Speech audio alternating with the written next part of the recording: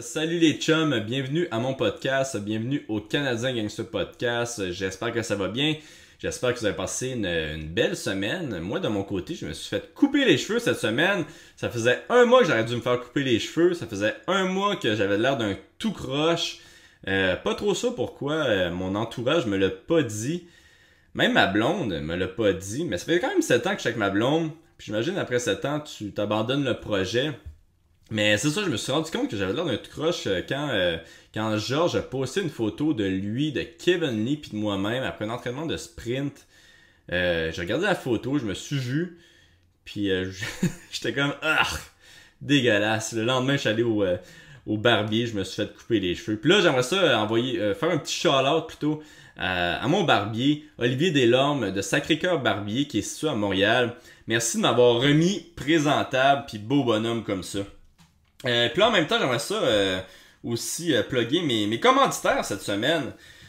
Mon premier commanditaire, c'est Micro Espresso, qui ont déjà commandité le podcast. Donc là, tu me demandes, Olivier, je me souviens plus qu'est-ce que Micro Espresso fait.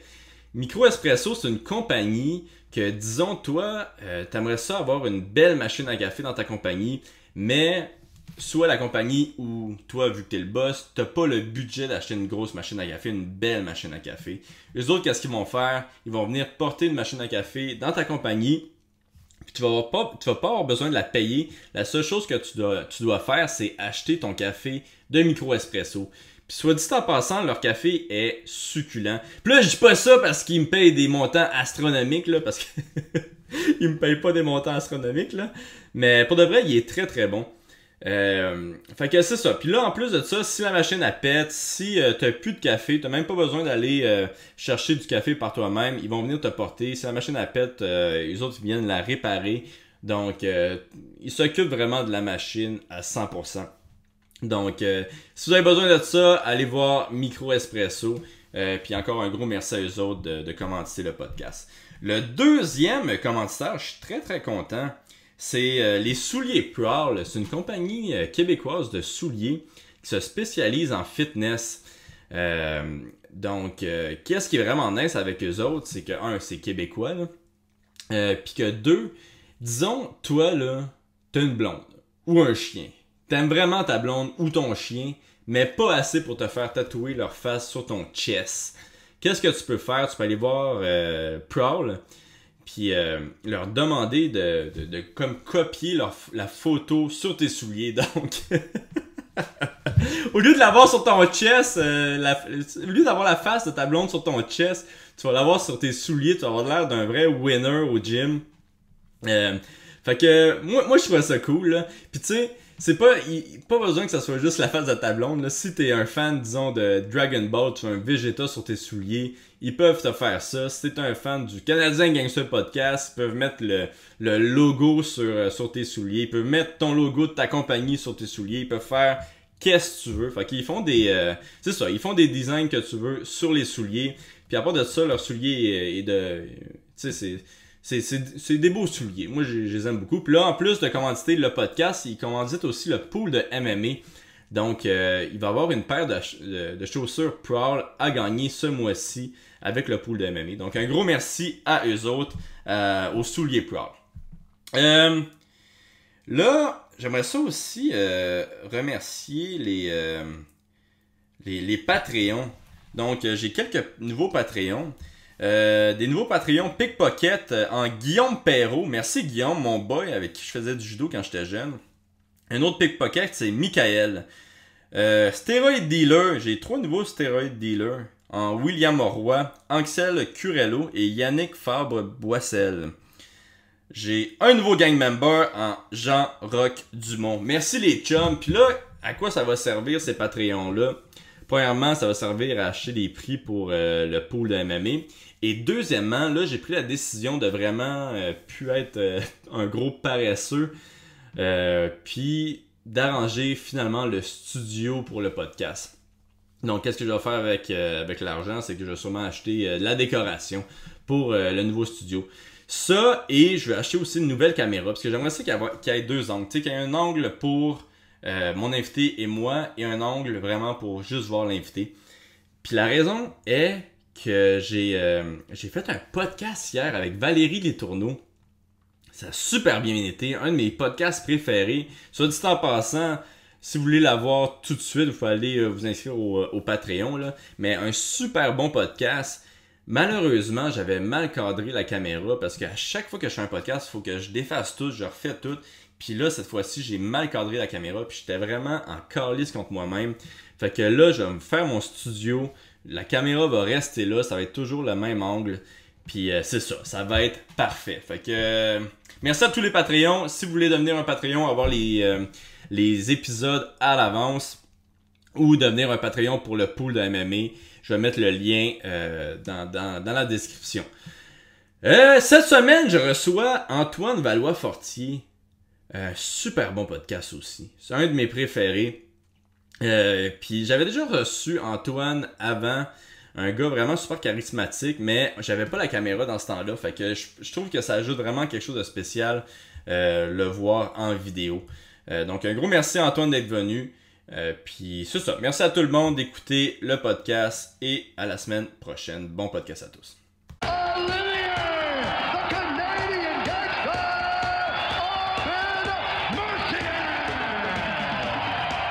I just wanted to be a Canadian gangster, that's it.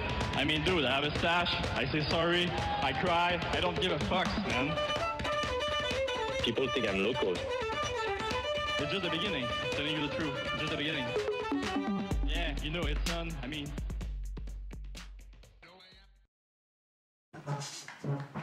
T'as vu comment je suis professionnel? C'est du... Mais là, ouais, vous que je me filme quand je fais mes solos, c'est juste en arrière ici. Ça, je vais baisser ça. C'est juste en arrière ici. Mais là, prochainement, j'aimerais ça avoir un studio. Ben, tu sais, je dis un studio, là, mais c'est pas vraiment un studio, là. C'est Jucado. Je vais faire ça chez Jucado. Pas fou, ça. Ouais, ils veulent me prêter une salle. Puis je vais inviter le monde là-bas. Fait que, il va y avoir du stationnement pour le monde, tu sais, parce que là, à chaque fois. Vraiment pratique ton coin. À chaque fois que quelqu'un vient, man, il capote. Ça me prend toujours. Ben, en plus, aujourd'hui, je savais qu'on allait commencer plus tard. Je me suis dit, je vais pas lui dire, tu sais, ça va lui prendre une demi-heure pour un stationnement. J'ai dit 3 heures, on va commencer à 3h45. Ouais, non. Mais, ouais, désolé pour le retard, puis désolé pour le stationnement. Mais oui, c'est ça, les prochaines fois, si tu viens une autre fois, si t'es encore invité, ça va être sûrement au Jucado. Fait que non, je suis bien content, puis ça va avoir de l'air un petit peu plus professionnel aussi, là. Ben, crème, je dois avouer qu'il y a quand même... moi, la dernière fois que je suis venu, t'avais pas le même setup, là. Le setup a quand même beaucoup progressé, là. Je te vois jouer avec tes pitons, puis t'as presque l'air sérieux, là. Ouais, non, je le sais, ça... La dernière fois, c'était genre, il y avait un micro au milieu de la table, il y avait pas de caméra, il y avait genre, c'était pas ton ordi. Non, c'était-tu ton ordi? Ouais, c'était mon ordi. Ah, je pensais que c'était l'ordi à ta blonde. Ben là, j'ai acheté l'ordi à ma copine pour 200$ parce que c'est une bonne personne, tu sais, vu que... Elle a pas profité de toi. Ouais, non, c'est ça, elle profite pas de moi, tu sais, au lieu de me le donner, elle était comme 200$. Mais, tu sais, là... En tout cas, le monde ne l'a pas vu, là, mais ça m'a pris à peu près 45 minutes de partir, mon esti d'ordi. Là. Ça fait 1h30 que je suis ici tout le monde. Mais là, c'est le temps que j'investisse pour un nouvel ordi. Ouais, t'as raison. Mais c'est ça, merci d'être là, Antoine Valois-Fortier. Deuxième fois au podcast. Yes. Comme t'as dit, la première fois, c'était un petit peu plus... on va le dire. Broche à foin. Broche à foin, ouais. Puis là, grâce à mon papa, j'ai tout ça, il me faut juste un ordi. Mais bienvenue pour la deuxième fois. Merci, puis, ça fait plaisir. Ouais, toi, ça fait combien de temps que t'es revenu là, à Montréal? Dans le fond, on est présentement jeudi le 12 septembre et je suis revenu dimanche le 9.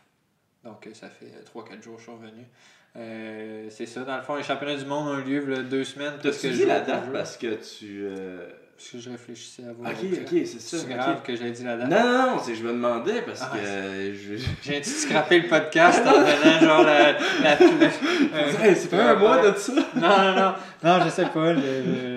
Non, mais ça fait 4 jours que je suis revenu de vacances. Puis c'est ça, j'ai pris des belles vacances au Portugal avec ma copine. C'était vraiment nice. Je recommande à tout le monde. Porto, une ville à visiter, Olivier. Ouais, t'en as-tu bu ou... J'en ai bu quand même pas mal, ouais. Ok, c'est que ça, je suis content d'entendre ça. Ouais. Je m'en souviens que t'étais toujours drôle, bien bourré. Là. Oui, oui. Toi, avant tes vacances, t'étais au championnat du monde de judo. Oui. Qui était, je m'en souviens plus où, là. Au Japon. Au Japon? Oui, 1 an avant les Jeux Olympiques, les Japonais sont pas fous, hein. Ils se sont payés un tour de pratique, si on veut.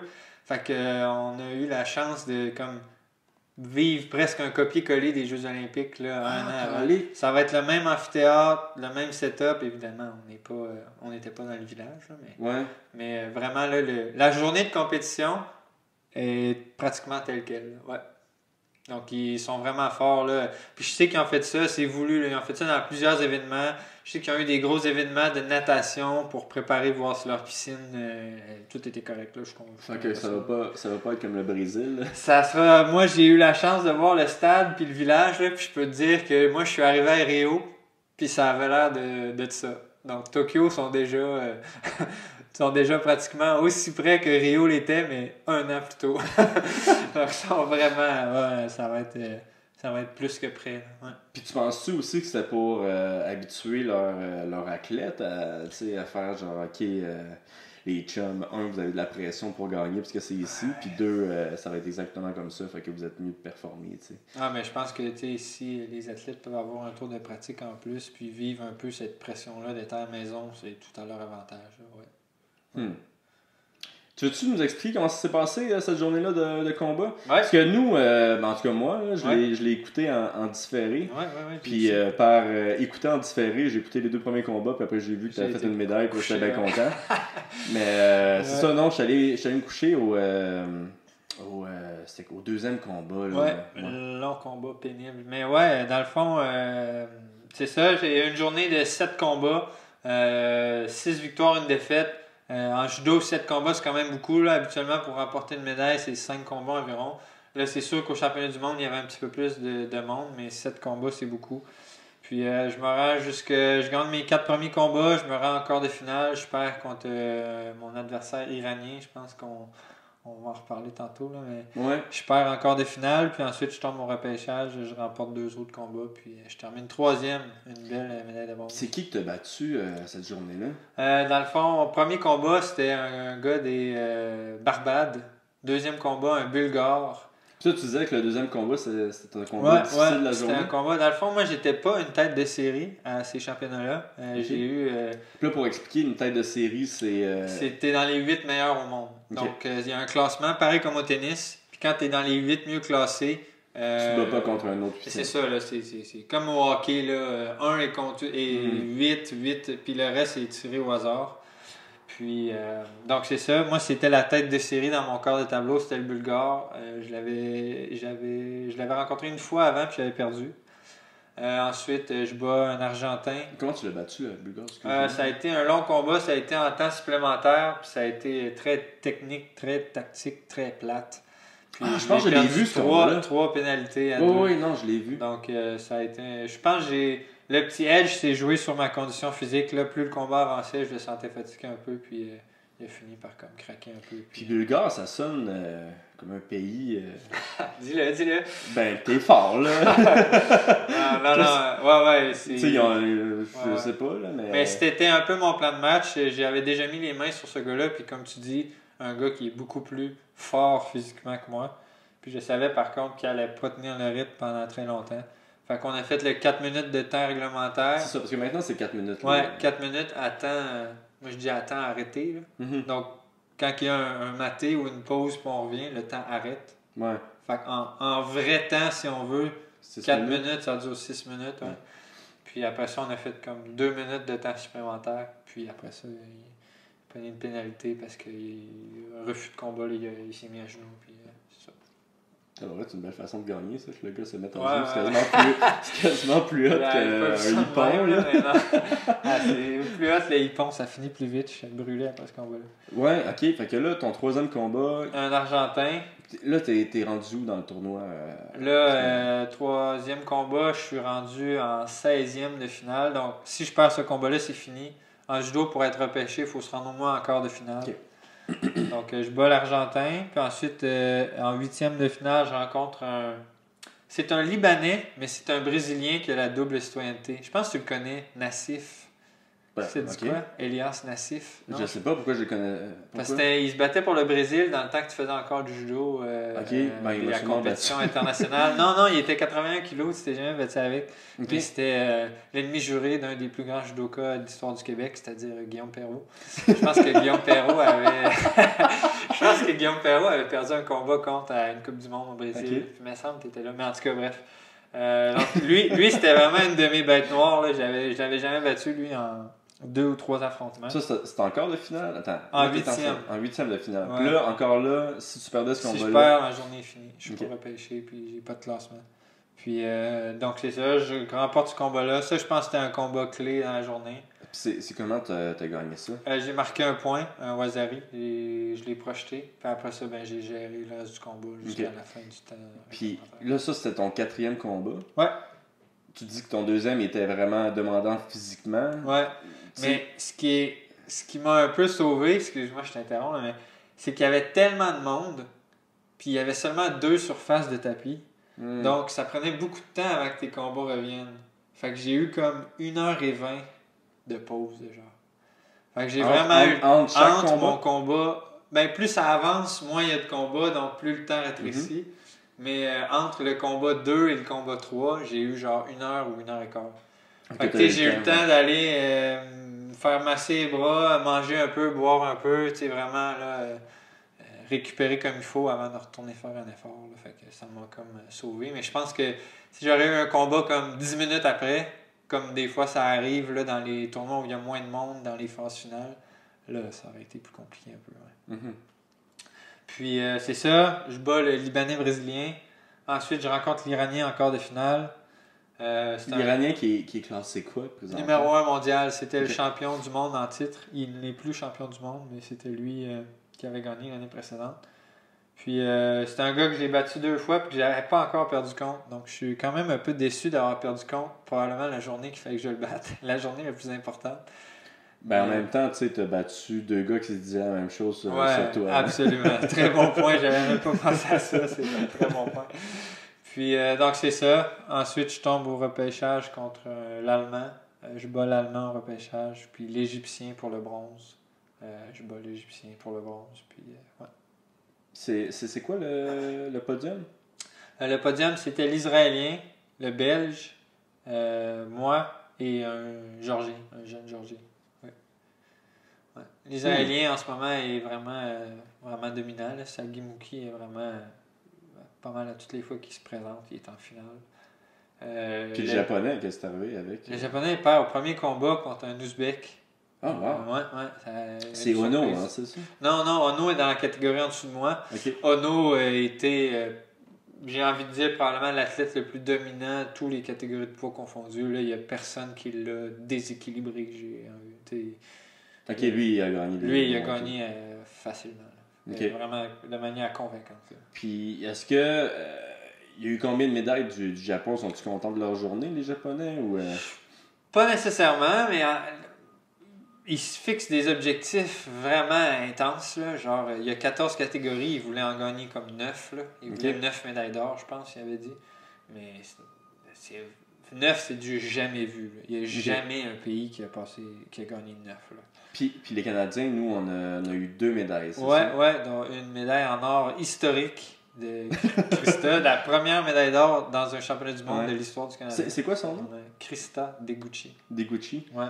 Puis, mais ça, c'est quand même une histoire bizarre, là, parce que, tu sais, oui, elle est canadienne, mais elle s'entraîne pas au Canada, tu sais. Non. Ouais. Puis, en plus, tu sais, moi, je connais quand même un peu Jessica Klimket, qui est la numéro 2 au Canada dans cette catégorie-là, puis qui est aussi numéro 2 au monde. Tu sais, c'est comme du jamais vu, c'est fou, là. La première fois que le Canada a 2 athlètes aussi performants, aussi... top niveau là, dans la même catégorie. Là, c'est... Je ne veux pas compter de menterie, là, j'ai pas la statistique avec moi, là, mais le nombre de fois qu'ils ont fait une compétition puis qu'ils se sont retrouvés en finale là, de manière consécutive, là, c'était comme ridicule à un moment donné l'année dernière. Là. Ouais, c'est comme 5 compétitions de suite, où j'ai dit 5, c'est peut-être 3 ou 4, là, ou peut-être plus, mais à toutes les fois que les 2 étaient là, c'était ces deux-là en finale. C'était vraiment... Puis ça, c'est... J'ai jamais vu. Moi, je trouve ça terrible quand même pour C'est une des deux, parce qu'il y a une des deux qui va pas faire les Jeux olympiques. c'est crève-cœur, là. C'est vraiment... C'est dommage parce que, tu sais, en plus, il y a plusieurs sports, là. C'est pas juste parce que c'est les Jeux olympiques, là. Exemple, si on a 2 super bons sprinteurs de 100 mètres, on peut en envoyer 2, là. Mm-hmm. Mais vraiment, les règlements de la Fédération internationale, c'est un athlète par pays, par catégorie. Ouais. C'est vraiment... c'est ingrat, là. Mais... Puis tu sais, eux autres, vu qu'ils sont numéro 1 et 2, ben ça, je vais te renvoyer la question après, là. Mais vu qu'ils sont numéro 1 et 2, comment on fait pour décider qui va y aller? Parce que si j'ai bien compris, c'est pas nécessairement le numéro 1 qui va y aller. Non, c'est ça. La règle là, est vraiment claire à ce niveau-là. Donc, dans le fond, pour aller aux Jeux olympiques, il faut faire partie des 20 meilleurs athlètes. Des 20 athlètes qui ont accumulé le plus de points durant la période de qualification.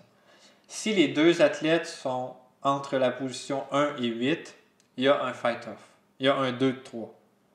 De mémoire... Ça, c'est-tu la première fois que ça arrive? Ou... Non, c'est pas la première fois, mais le système était différent à l'époque. Là, je ne veux pas compter de menterie, mais je sais que genre pour les Jeux de 92 et 96, il y avait eu des fight-offs, mais je suis pas certain. Là, ouais. Bref, si les 2 sont dans le top 8, il y a un fight-off. Il y a un 2-3 au stade olympique, là, le 11 juin, je pense. Puis la première qui remporte 2 combats, c'est elle qui y va, l'autre il va pas. Puis ça, c'est intéressant parce que ce fight-off-là, il se fait à porte fermée. Ouais. Il y a personne qui est dans la salle à part les 3 arbitres. Puis y a-t-il une raison pour ça? Ou il y a pas de coach, il y a juste les arbitres? Pas de coach, pas de fans, pas de parents, pas d'amis, pas de sœurs, non. Puis c'est-tu filmé ou Ouais, c'est filmé. Okay, ça va être filmé. Ça va être rediffusé. Ça aurait été bizarre. Non, c'est pas genre personne ne verra jamais ce combat-là. Là. Non. C'est juste pour que ce soit le plus dans l'environnement le plus neutre possible là, pour qu'il n'y ait pas davantage pour pas que soudainement je sais pas là, moi je suis un fight-off avec Olivier Aubin-Mercier. Il y a 150 personnes qui sont venues encourager Oli, puis il y en a 2 pour moi, puis là, ça crée. Qu'est-ce qui serait probablement arrivé? Tout le monde t'aime plus que moi, là, donc. Mais ouais, donc... Moi, je parlais pour Degachi puis Jessica. Ouais, c'est vrai, non, j'y avais pas pensé. Surtout que, tu sais, l'autre, elle arrive du Japon. Ouais, tu sais, sa famille. Elle parle-tu anglais? Elle parle mieux anglais que moi, là. Elle parle un anglais parfait. C'est drôle parce que, à un moment donné, durant la compétition au Japon, je descends dans le lobby de l'hôtel, puis là, il y a un monsieur, comme... vraiment la caricature d'un Canadien. Là, comme jeans, chemise carottée, la barbe genre mi-bédaine. Genre un vrai homme. Un homme qui a coupé du bois avec une hache dans sa vie, c'est sûr. Okay? Puis là, je vois qu'il me regarde, mais comme vraiment, là, il cherche le contact. Puis là, je suis comme, bonjour. Puis il est comme, hey, salut, je suis le père de Krista. Puis là, j'étais comme, oh my god, vous êtes l'homme le plus canadien que j'ai jamais vu. Là, ouais. Ouais, je pense que la mère est. Tu sais, c'est une japonaise, là, vraiment. Je l'ai jamais vue, mais c'est une japonaise, sa mère. Ça, je sais. Mais son père, j'avais jamais vraiment entendu parler de son père. Puis son père, c'est comme le bûcheron canadien de l'Alberta, là, genre. Okay. Ouais, mais attends une seconde. Là, Degachi, elle est au Japon. Ouais. Sa mère est au Japon aussi. Puis son père, lui, est au Canada. Son père est entre les deux. Je suis pas certain. Je pense qu'il est comme... un peu... Peut-être qu'il voulait aussi genre faire taire la controverse que tu sais Degachi elle s'entraîne pas mal tout le temps au Japon puis qui est quasiment considéré parce que l'histoire de Degachi c'est que je pense qu'elle pouvait pas se battre pour le Japon. Ouais, dans le fond, non, elle pouvait se battre pour le Japon puis elle l'a fait. Elle a eu des performances moyennes quand elle est arrivée chez les seniors. Puis là, le Japon l'a comme tout de suite mis de côté parce qu'il y en avait une qui était du même âge qu'elle qui performait vraiment tout de suite. Là. Elle a comme tout de suite tout gagné. Fait que là, je pense que Krista, elle s'est dit, moi, j'ai la possibilité d'avoir la double citoyenneté. Je vais m'informer pour me battre pour le Canada. Puis, c'est ça. Finalement, elle a fini par se battre pour le Canada. Mais tu sais, c'est vraiment... C'est doublement... c'est doublement chien puis doublement poche là, d'avoir 2 Canadiennes aussi bonnes dans la même catégorie. Mais c'est vraiment fréquent, ou c'est de plus en plus fréquent au judo de voir des athlètes changer de pays. Là, je sais pas comment d'exemples de Georgiens qui se battent dans des pays. Là. Il y a un des meilleurs 90 kilos au monde, c'est un Georgien, Sheradashvili. Il est espagnol. Il est pas espagnol. Il a 2 parents georgiens. Il a fait tout son judo en Georgie. Puis là, sa mère était-tu espagnole ou son.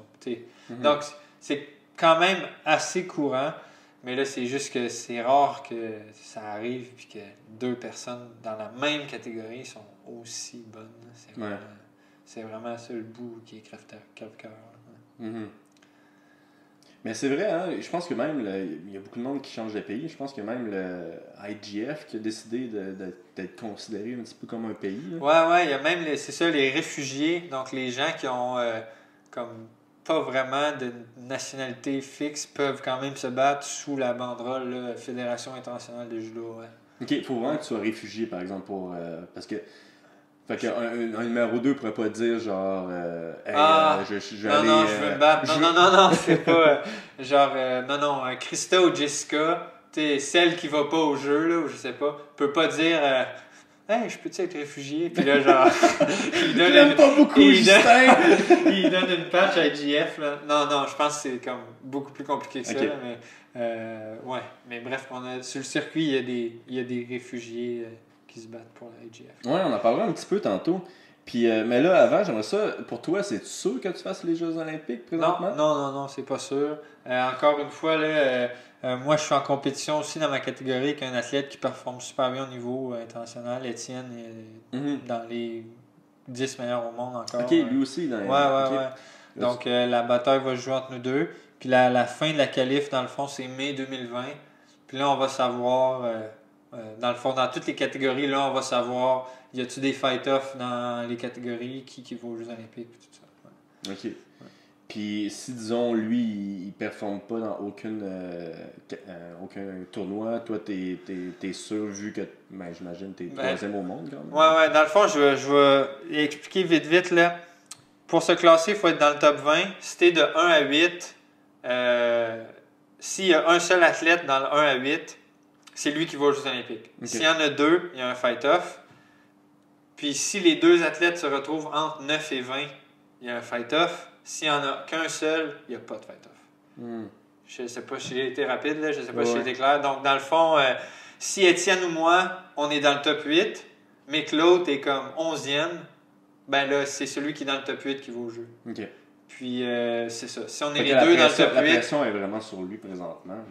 Ouais, je pense qu'il y a quand même beaucoup de points à aller chercher encore.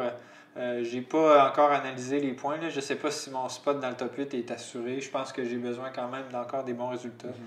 Puis tu sais, toi, tu t'entraînes avec lui quand même fréquemment. Ouais. C'est fucking awkward à chaque fois que vous rentrez sur le tatami. Non, c'est pas fucking awkward. Je pense que moi et Étienne, là, je pense que ça fait 10 ans que je connais Étienne au moins. C'est sûr que par moments, ça vient jeter des petits froids, là, des moments de silence où on fait plus nos affaires chacun de notre bord. Ouais. Mais non, là, parce que, tu sais, s'il y a un fight-off entre vous deux... Ah, cette journée-là, ça va être awkward, sûrement. Là. Non, mais dans le sens que, comment vous vous préparez pour ce fight-off-là? Tu sais, si vous voyez le fight-off arriver... Moi, si j'étais du Geshi ou Jessica, je me concentrais juste pour cet adversaire-là. Là, c'est genre, je me concentrais... Genre, 100% du temps, ce serait pour contrer les techniques de cette personne-là. Mais là, le problème, c'est que si vous deux vous entraînez sur le même tatami, lui, il peut te regarder en train de contrer, de pratiquer les comptes de Uchimata. Non, c'est vrai, puis ça rend la chose doublement plus compliquée. T'sais, à tous les jours, je le vois s'entraîner, il me voit m'entraîner. On s'entraîne à la même place, aux mêmes heures, en même temps, avec les mêmes partenaires, le même groupe. Là, fait que non, ça rend la chose... C'est-tu déjà arrivé, un fight-off comme ça, depuis qu'ils ont les installations au stade olympique? Non, ça serait une première. Parce qu'il y a clairement quelque chose à faire. Là. Il va falloir faire de quoi? Là, en parenthèse, j'ai aucune idée comment ça se déroulerait, là, à part que je sais que c'est, comme tu disais, là, à salle fermée, puis qu'il y a 3 arbitres qui vont chercher 3 arbitres là, neutres. Là. Donc, à part ça, là, j'ai aucune idée de comment ça se déroulerait. Intéressant. Je sais qu'ils vont suivre l'espèce de protocole de compétition habituel. Donc, la pesée, il y a une pesée qui a lieu la veille. Est-ce qu'ils vont checker les deux? Puisque les pesées, maintenant, au judo, c'est différent un peu qu'avant. Parce qu'avant, c'était la journée même. Ouais. Puis là, c'est quoi la règle? Ouais, la règle est bizarre. Là. Je trouve que c'est un peu une règle bidon. Là, mais c'est comme, je trouve qu'ils n'ont pas... Avant, la règle, c'était le matin. Tu te pesais le matin à genre 7 heures, puis la compétition commençait à 10 heures. Maintenant, c'est la veille à 8 heures. Tu te pèses, puis là, le lendemain matin, ils pigent 4 noms au hasard dans la catégorie. Peu importe s'il y a 10 personnes ou 100 personnes dans la catégorie, ils pigent 4 noms. Ah ouais. Puis là, ces 4 noms-là n'ont pas le droit d'être plus que 5% en haut du poids. Donc moi, je me bats chez moins 81 kg. 5%, c'est 4 kg. Donc, ils peuvent me peser. S'ils pigent mon nom, ils disent « Antoine vient de peser ». Puis si je suis en haut de 85, ben là, je peux pas me battre. Puis, t'aimais-tu mieux l'ancienne pesée, la journée même, ou t'aimes mieux ça comme ça maintenant? Ben là, c'est sûr que moi, à l'époque où c'était le matin même, j'étais pas mal léger. Là. Donc, ça faisait bien mon affaire. Aujourd'hui, là, je suis un peu plus lourd. Je trouve ça quand même très nice que ce soit la veille puis que j'aille pas à me battre 3 heures après m'être pesé. Mais puis toi, faut-tu que tu perdes pas, que tu gardes ton poids bas quand même le lendemain? Ou ben moi, j'imagine qu'il y a une heure, là, c'est genre 10 heures en vous check. Exactement. Puis là, j'imagine que la moitié vont commencer à reboire. Non, mais moi, mettons, en judo, ça coupe moins de poids un peu qu'en MMA puis en lutte, je crois. Là. Tu sais, moi, je me tiens à pas mal ça, 84,5 kg, 85. Puis gros max. Okay, fait quand même que je soupe comme un gros cochon, que je bois, que je déjeune, le lendemain, je me lève jamais à 85. Là. Je vais me lever à comme 84. Là, je peux encore déjeuner comme un gros cochon, tout dépendant de combien d'heures il me reste. Là. Puis boire un peu. Là, souvent, je monte à peu près ça, 84,5, 85. OK. Fait puis que là, c'est quoi? C'est je vais à la salle de bain. 4 kilos de plus? Ouais. Fait qu'il y a 10 livres de plus. Ah, wow, OK. Ouais. Mais ouais, c'est ça. Fait que, non, pour moi, le 5%, c'est vraiment pas un problème. OK. Puis y a-tu beaucoup de monde que vraiment leur compétition se joue avec ce 5%-là? Ah, il y en a que tu vois là, qu'ils sortent avec la liste là, des 4 noms, là, puis là, il fait comme je suis dessus, non, je suis pas dessus, puis là, c'est binge eating là, 101, là, genre. Il se donne mal au ventre. Puis il perd. Puis c'est quoi qui arrive si tu te fais prendre avec 5% de plus, tu es disqualifié direct? Tu peux pas compétitionner. Sa journée est finie. Ouais. Je pense que j'ai jamais vu ça. Ouais. Ben, j'ai vu des affaires vraiment drôles, là, genre il y avait comme un gars de la Mongolie. Là, j'étais vraiment assis à côté dans la salle d'échauffement. Puis là, je pense que c'est Alexis qui m'a raconté ça. Alexis l'avait vu. Puis là, genre. Marie Martel, ça? Ouais, le gars, il boit, il mange, il chill. Là. Puis on sait que c'est un gars qui est lourd, là. T'sais, comme, on sait que lui, il coupe beaucoup de poids. Puis là, genre, il sauve un Red Bull. Là, il cale son Red Bull. Puis là, Alexis était comme, mon Dieu, il calait un Red Bull, là, c'est quand même intense, là. Il est genre 9h du matin, là. Puis là, genre, 2 minutes après, la petite bénévole, elle vient le voir. Puis elle dit, ouais, t'es pesé pour le 5%. Puis il était comme, ah, merde. Puis là, genre, il avait sa canette de Red Bull. Puis il était comme, merde. Il s'est juste mis un doigt dans la bouche. Il a été vomir dans la poubelle, là. Il a été supposé. Puis là, la petite fille était comme, il est revenu. Ben, t'as-tu le droit de faire ça? Ouais. OK. Il est revenu, s'est ouvert un autre Red Bull. Puis là, la fille a rien dit. Hey, excuse-moi, on a mal pesé. On a mal pris en note. Non, mais je sais pas, c'était comme. En tout cas, ça m'a fait penser à ça. Mais j'ai jamais entendu parler que quelqu'un avait manqué le 5%, mais je suis sûr que c'est déjà arrivé. Ben, j'imagine qu'il fait juste disparaître, là, aussi. Ouais, là, il va se cacher dans sa chambre. Ouais, c'est ça, je veux pas... Ouais. Puis, s'il se fait disqualifier comme ça, y a-tu des répercussions au niveau... tu sais, la IGF, vas-tu dire, il faut que tu changes de catégorie? Ou non. C'est vraiment chacune des fédérations, là, genre. Si un athlète canadien fait ça, il va sûrement avoir des sanctions de Judo Canada, mais pas de la Fédération internationale. Oh, pas à ma connaissance. OK. Une chose que je voulais te parler aussi, c'est tes blessures. Ouais, un peu trop fréquentes dans les dernières années. Mais, tu sais, toi, tu revenais quand même d'une grosse blessure, d'une grosse opération, en fait. Ouais. Écoute, corrige-moi si je me trompe, mais quelques mois avant les championnats du monde. Quelques mois, c'est un peu exagéré. 1 an, je me suis fait opérer en juillet 2018. Ah, ok. Genre, C'était quoi l'opération? Parce que c'est quand. Moi, je trouve ça intense. Ouais. Dans le fond, je vais reculer. Après les Jeux de 2016, j'avais des problèmes de hanche. Je me suis fait opérer à la hanche. Ça aussi, ça a été un bon 6-7 mois de rehab. Là, je suis revenu. J'avais des gros problèmes de dos. Puis j'ai eu des problèmes de dos pas mal toute ma carrière. C'est-tu lié avec tes problèmes de hanche ou. Ben, c'est ce qu'on pensait. Mais ma hanche, j'avais des problèmes aussi. Là. J'avais comme le labrum de la hanche, puis ma tête de mon fémur que ça allait plus bien. Puis là, c'est ça. Je suis revenu de ça. Puis quand je suis revenu, mes problèmes de dos sont réapparus exposant 10. Là, là j'avais vraiment mal dans le dos. Puis j'ai toujours eu un peu mal dans le dos, mais là, les intervalles de crise de dos étaient vraiment plus fréquents. Puis on a fait quelques tests, des injections. Moi, j'ai eu des hernies, beaucoup dans le bas de mon dos. 2 hernies. Puis à un moment donné, j'ai dit, OK, là, moi, je suis plus capable. Tous les jours, je suis malheureux à l'entraînement. J'ai mal tout le temps. J'ai un nerf de cul 24 heures sur 24. Je vais souper avec ma blonde la fin de semaine. Je suis assis, j'ai mal au dos, puis j'y réponds comme la merde. Comme, ça affecte plus juste. C'est aussi l'affaire que, tu sais, moi, j'ai eu des petits problèmes de cou aussi. Là, puis ça devrait pas être au même niveau, là, mais c'est comme, il n'y a aucune position qui est confortable. C'est comme quelqu'un que, tu sais, ça pèse, puis ça s'en va jamais. C'est ça, t'es jamais bien. Puis là, j'ai décidé d'y aller le tout pour le tout, de rencontrer un chirurgien pour qu'il me donne son opinion. Il a dit, ouais, ça se fait.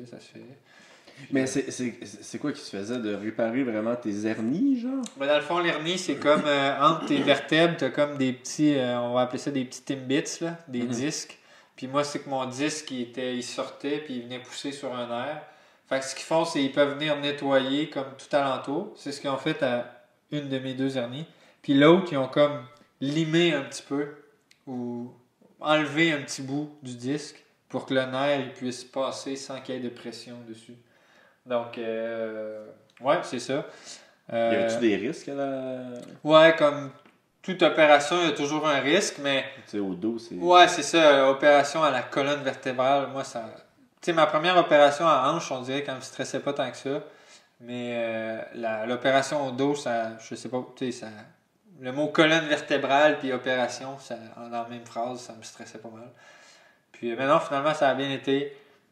Ça a très bien été. Puis avec un peu de recul, là, j'ai fait une super bonne rehab. Puis je suis quasiment déçu de ne pas l'avoir fait plus tôt dans ma carrière avec un peu de recul. Parce que en ce moment, là, je suis particulièrement en santé. Mais là, c'est sûr que dans mon day-to-day, là, j'essaie d'être un peu plus aux aguets. Là, j'essaie de porter une attention particulière à ma santé à tous les jours. Là. Tu fais-tu des entraînements vraiment spécifiques pour les blessures? Ben, au moins une fois par jour, j'ai comme un 20 à 30 minutes de genre mobilité, surtout pour mon dos et mes hanches. Okay. De m'assurer que tout est bien huilé, tout bouge comme il faut, tout est équilibré puis tout est fort. Ça, j'ai 20, 25, 30 minutes. Souvent, les séances du matin, là, je commence avec ça. Puis, ouais, c'est comme mon moyen de m'assurer que tout est réglementaire et va bien. Puis, tu as commencé à t'entraîner combien de temps après la chirurgie? Je pense que j'ai fait beaucoup de préparation physique. Puis, j'ai recommencé le judo 6 mois et demi après l'opération. Fait que décembre environ. Puis, février, j'ai recommencé les compétitions. Les premières compétitions, j'ai été exécrable. Puis là, en plus, mettre un peu de contexte, on était dans la période de qualification pour les Jeux. Donc, là, tout le monde est dans son A-game. Ouais, tout le monde est dans son A-game, puis il faut que j'accumule des points. Là, fait que comme, je peux pas être pas bon trop longtemps. Fait que là, mais je suis content, là, vraiment. Là, c'était, j'aurais pas pu demander mieux. Là, chaque compétition, je prenais une petite coche. Puis au début, c'était parce que tu avais peur ou tu étais vraiment rouillé, tu sais? Ben, tu sais, c'est sûr, là, c'est le stress de compétition. Là, j'étais stressé, mon dos va tenir, je vais être bon, là, faut que je me classe, là, je cours après les points. C'est des tiens brillants de mal.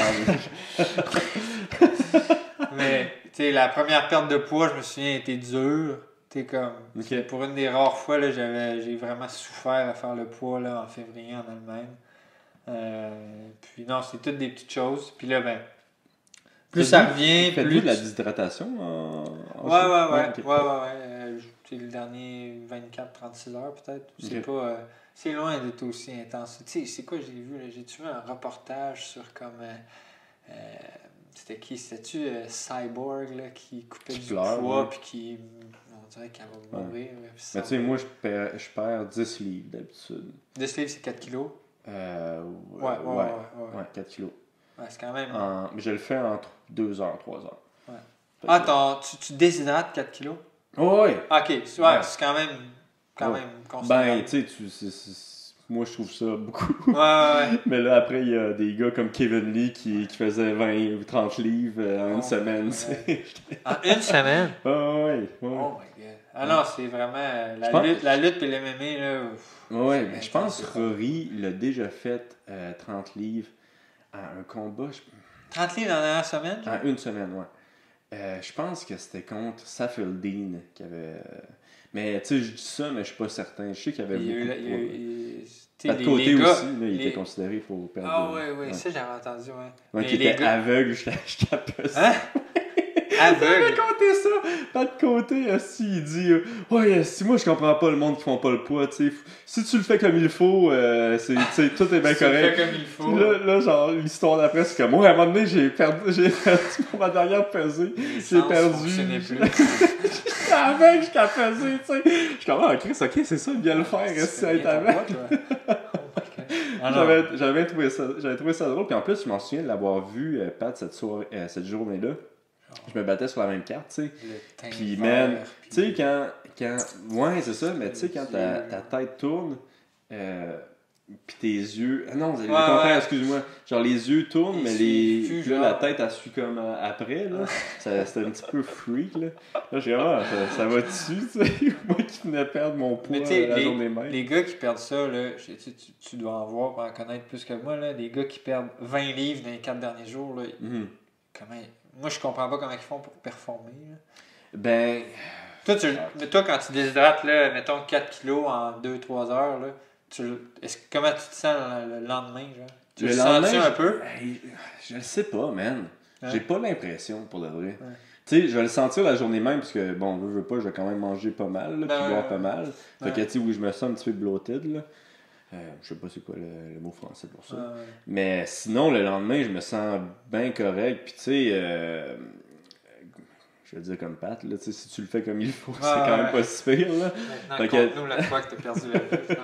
Non, c'est jamais arrivé. Même le dernier combat, tu sais, mon gras, il était vraiment, vraiment super bas comparativement aux autres combats. Puis tu sais, moi aussi, j'étais avec Jeff Goudreau, là. Puis on avait fait les tests. Puis...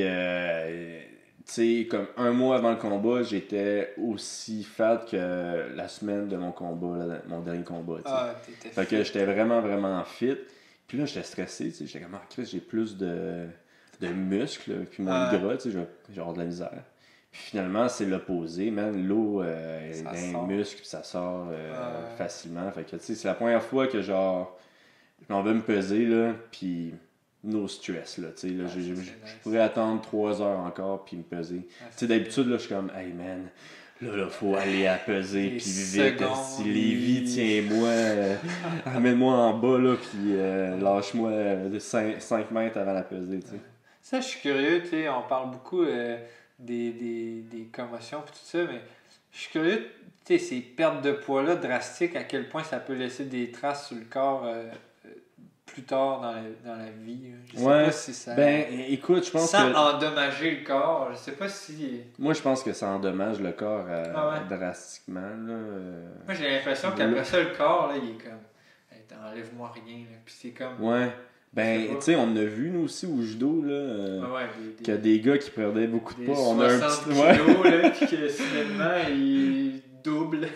Ouais, puis c'est ça, dès qu'il arrive l'arrêt de la compétition, il double, puis là, c'est comme...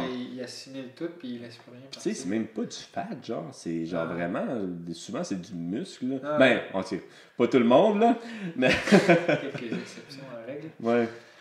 Mais non, je pense que c'est pas bon. Tu sais, moi, je pense que les 3 choses dans la MMA qui sont vraiment pas bons, c'est les commotions, c'est sûr, les coups répétés. Puis là, je vais t'avouer que, par exemple, je suis vraiment convaincu que c'est moins pire que la boxe. Ouais? Puis, ouais, là, je suis convaincu. Ben, écoute, c'est... hey, man, je vais le dire. C'est vraiment à parler aux boxeurs. Je trouve que la diction est différente, t'sais, tout est différent. On dirait que tu le vois. Là. Puis, les boxeurs, ils font vraiment des gros sacrifices à ce niveau-là. En réalité, ils mangent tellement de coups. Puis, ceux qui mangent... ceux que je trouve qui ont une belle diction, souvent leur style, c'est... super défensif. Défensif, mais qui évite les coups de poing. Genre Mayweather. Genre Mayweather style, dirigeant, qui évitait beaucoup les coups. Il y a plusieurs combattants qui font ça. Il y a aussi G-Time, c'est un autre gars d'Underdog, un bon gars à Montréal, mais qui évite beaucoup les coups, puis qui ont vraiment une belle diction. Mais j'ai l'impression que ceux vraiment qui utilisent l'espèce de garde haute, puis qui mangent des coups pour en donner, ça, je suis pas sûr que c'est super bon, surtout que tu fais ça à chaque jour à l'entraînement. Fait que non, en tout cas, moi je pense que c'est moins pire en MMA parce que veux pas le style, tu veux pas manger des coups parce que ça passe à travers les gants. Fait que tu veux pas nécessairement juste faire une garde. Je trouve aussi que ça c'est une spéculation pure là. Je connais pas beaucoup ça, mais c'est juste de l'extérieur que comme la boxe, certains boxeurs ou la boxe en général est encore un peu old school sur certaines méthodes ou certains. Parce que MMA, vous avez plus compris que comme on peut pas se parer avec des all-out coups de poing d'en face à tous les jours. Ouais, mais tu sais, c'est... Le monde, les coachs, ils prônent ça, mais en réalité... Est-ce que c'est ce qu'ils font au quotidien? Ouais, c'est ça, tu sais. C'est même au Tristar que Ferras, c'est le gars qui prône le plus ça, tu sais, genre, frappez-vous pas fort. Il va toujours avoir un ou deux groupes que, tu sais, dès qu'il tourne le dos ou dès que Ferras n'est pas là, ça y va, troisième guerre mondiale de l'année, tu sais. Puis, tu sais, même quand Ferras est là, ça arrive, là, en fait. Mais je pense que tu sais, en boxe, il n'y a pas si longtemps, c'est qu'il se parait à chaque jour. Ouais, c'est ça. Moi, ça, j'ai appris ça. C'est plus comme ça, ouais. Puis on m'a dit que certains, comme un peu les vieux de la vieille, on va dire, là, il y en a qui, c'est encore une méthodologie quand même qu'ils utilisent. Il y en a que c'est encore, je trouve ça... Ben, c'est malade. Mais il semble qu'avec tout ce qu'on sait maintenant, c'est clair que c'est pas quelque chose que tu dois faire tous les jours. Mais en tout cas, je connais pas ça. Mais ouais. Mais je sais pas si c'est quelque chose qui... tu sais, c'est juste avec les sports professionnels, les vieux sports professionnels, tu sais, que c'est vraiment l'ancienne mentalité souvent qui est dominante vu que... Bon, je sais pas les raisons, mais j'ai l'impression que, tu sais, comme les sports olympiques, c'est toujours à la pointe de la technologie qui, tu sais, ils essayent... Ben, tu sais, c'est une impression encore là, je sais pas. Ah non, là, je pense que... non, tu serais surpris, là, il y a encore... Mais c'est sûr quand on était au Shudokan, c'était pas mal... Non, mais il y a encore... tu sais, il y a beaucoup de sports, là, que c'est encore... pourquoi vous faites ça? Ben, parce qu'on a toujours fait ça. Puis, le raisonnement n'est pas poussé plus loin que ça, puis il y a beau avoir sorti 50 000 études qui prouvent qu'il y a des méthodologies beaucoup plus optimales, puis tout ça, c'est vraiment juste... on fait ça parce qu'on a j'ai dit ça, puis là, je me rends compte que c'est n'importe quoi qu'est-ce que je dis, parce que, ouais, t'as raison. En judo, là, c'est comme... pourquoi on fait ça comme ça? Ah, ouais, parce que... On a toujours fait ça. Puis là, finalement, il y en a un au championnat du monde qui gagne d'une façon complètement différente. Comme on n'était pas supposé faire la technique, tu sais. Puis là, on se questionne tout, puis là... As-tu quelque chose d'autre à dire sur les blessures? Je pense que non. Ouais, hey, je voulais te parler de ça. Tantôt, on en a parlé un petit peu. Mais les Iraniens, que tu disais qu'il y a un Iranien qui t'a battu.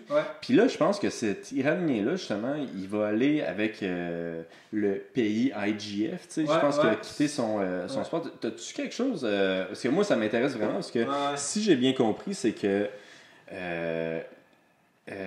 l'Iran voulait pas qu'il se batte jamais contre... un Israélien ou qu'il soit sur un podium avec l'Israélien. Mais là, le problème, c'est qu'en 80... En tout cas, corrige-moi, là, mais que l'Israélien en 81, il est bon en tabarnak. Fait que là, les deux premiers... Numéro 1 puis 2 au monde. Israël, Iran. Fait que c'est les deux... Jusqu'à preuve du contraire, c'est les deux meilleurs au monde au niveau de... Si tu regardes toute l'année. 1 puis 2 au monde. Puis, ben... Tu sais, je me doutais que c'est vraiment là, un gros sujet en ce moment, puis pas juste tous les médias du monde parlent de cet Iranien-là, puis tout ça. Puis ça m'énerve un peu quand les gens disent il n'y a pas de politique dans le sport, là. Tu sais, quand c'est du sport, c'est. C'est de la politique, c'est le sport, ils ont pas compris ça. Les Jeux Olympiques, c'est quoi tu penses? Non, puis tu sais, pas juste ça, là, on peut remonter, là, il y a des exemples partout là, d'équipes sportives qui sont comme. Poussé par une idée, l'URSS contre les États-Unis au hockey dans le temps, puis juste là, remonte pas si loin ici, là, Nordique contre Canadien de Montréal, là, c'était comme le séparatisme québécois, là, le bon vieux québécois francophone contre le méchant anglophone de Montréal. Puis, c'était vraiment des idées politiques qui alimentaient tout ça. Puis à mon avis, la politique fait partie du sport, puis là, ben, c'est un autre super bon exemple où ce que l'athlète iranien, comme je me mettrais pas à étaler l'historique des pays parce que je la connais pas par cœur, mais de ce que je comprends, il y a beaucoup de pays qui ne reconnaissent pas Israël, qui disent que c'est comme une terre sainte qui a été volée, puis que Israël c'est rien, ça n'existe pas. Donc un autre exemple, l'Israélien, il a battu l'Égyptien en demi-finale, puis l'Égyptien, lui, son gouvernement lui dit tu peux y aller, mais il n'a pas le droit de lui serrer la main à la fin. Il n'a pas le droit de le regarder. Puis là genre, ils ont fini le combat, ouais. Puis le gars, il est juste parti. Ben c'est ça, puis là, tout le monde était comme, si l'Égyptien, genre, il n'y a pas de sportman. Yo, man, il serrait la main, il était dans la merde. Sa famille est dans la merde. Ouais. C'est une autre affaire qui m'énerve, là, comme, l'Iranien, il a juste à y aller. Ouais. Non, là, genre, ils vont mettre ta famille en prison. Là, genre, c'est intense. Fait que là, c'est ça, là, dans le fond, l'Iranien, c'est en numéro 1 et 2 mondial. Puis là, le gouvernement ne laisse pas cet Iranien-là à le compétitionner. Je pense que même là, au départ, c'était l'Iran ne va pas compétitionner à aucune compétition où Israël est présent. Puis là, il a quand même fait les championnats du monde, mais il n'avait pas le droit d'affronter cet Israélien-là. Ou d'être sur le podium. Ouais, exact, là, avec lui. Donc là, de ce que j'ai compris, c'est durant la journée, genre, le ministre des Sports iranien, genre, l'a appelé. Puis là, il disait comme, watch out, mon gars. Ça va mal finir. Je suis avec ta famille. Non, mais tu sais, genre, il faisait des menaces, là, puis pas genre, je serais pas content, là. Genre, on va mettre ta famille dans une prison iranienne, puis ça doit pas être un resort, là, cette prison-là. Mais... En tout cas, donc, vraiment, là, je sais pas comment lui il a fait pour se concentrer. C'est quoi qui est arrivé aux mondiaux? Il a-tu fait exprès pour perdre? Ou C'est ce que lui il dit. Est-ce qu'il a fait exprès pour perdre? Je le sais pas. Moi, quand j'ai vu le combat, j'avais pas vu qu'il avait perdu par exprès. Après, il l'a dit. J'ai noté qu'il avait l'air... Mais tu sais, comment veux-tu pas... Si une minute avant que tu rentres dans le ring, je te dis, hey, j'ai ta famille, je suis avec ta famille, puis ça va mal aller, mon gars, là, genre. Puis c'est comme le gouvernement qui te dit ça, là. Tu vas sûrement avoir la tête ailleurs un peu, là. Tu seras peut-être pas aussi sharp qu'à l'habitude, là. Donc, c'est dur à dire, là. Je connais pas tous les détails de l'histoire, mais c'est ça, ils ont comme essayé de l'empêcher. Puis là, je pense que l'IGF... Là, lui a offert comme une protection, mais je veux dire, c'est le gouvernement de l'Iran. Je veux dire, comment est-ce que l'IGF, c'est une fédération, sportive amateur. Là. Ah non, ils vont engager de la sécurité. Ben oui, non, ça, là. Non, c'est ça. Là, donc, je sais pas, là. Donc, là, parce qu'il a quand même pris part à la compétition, puis il s'est rendu plus loin qu'il aurait dû normalement. De ce que j'ai compris, là, il peut pas retourner en Iran parce qu'il a pas écouté. Puis là, il peut plus représenter l'Iran. Donc là, de ce que je comprends, il a quitté pour l'Allemagne. Puis là, l'IGF tente de... Ouais, c'est ça. Il y a un ami en Allemagne. Je pense qu'il y a une copine en Allemagne. Une blonde allemande. Puis là, il est là-bas. Puis ils vont essayer, là, comme tu disais, là, de le faire... qu'il puisse se battre sous la bannière là, réfugié IGF. Là. Mais je connais pas plus de... Mais ça, c'est fou parce que, tu sais, je t'en parlais un petit peu tantôt, parce que ici, même au Québec, on en a un, là, un Iranien qui a décidé de quitter son pays. Du judo aussi, qui s'appelle Javad Majoub. Vraiment, là, lui, c'était un super athlète. Là. Il Ouais, a pris part aux Jeux Olympiques à Rio, puis c'était dans les poids lourds, là, un des gars vraiment là, les plus. Vraiment un des meilleurs au monde. Ouais, un super athlète.